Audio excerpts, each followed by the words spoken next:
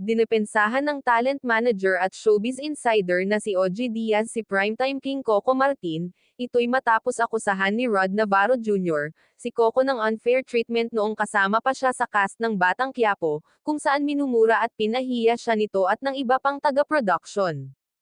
Sa isang social media post, inihayag ni OG na hindi niya personal na kilala si Rod at ngayon lamang niya nakita ang messages nito noong 2024, matapos mabanggit ang kanyang pangalan sa nauna nitong post. Aniya, paano kang minura at minaltrate sa set ng Batang Quiapo, kung nag-message ka sa akin dahil gusto mong magpa-interview para makapagpasalamat kay Coco sa kabutihan nito sa'yo.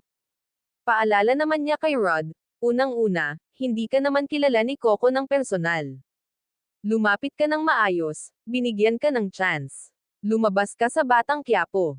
Nilinaw rin ni OG na inalok pa ni Coco si Rod ng pera para makapagsimula ng negosyo at kailangan lamang umano ng aktor ng kanyang business plan.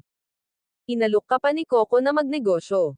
Mag-isip kayo ng pamilya mo kung ano ang pwede niyong inegosyo at bibigyan kanya ng 100k bilang puhunan basta latagan mo lang siya ng business plan mo, dahil ayaw niyang masayang yung puhunang ibibigay lang niya sa'yo.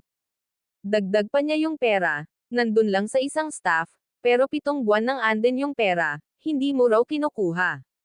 So natural, ibabalik na ito kay Coco. Ano iisipin ni Coco? Di ka interesado sa puhunang ibibigay niya sa'yo. Pinagsabihan din ng showbiz insider si Rod na dapat ay ma-appreciate nito ang ginawa ni Coco para sa kanya. Ikaw ang tinutulungan ng tao kahit di ka kaano-ano. Sana, na-appreciate mo man lang yung gesture ng tao sa'yo.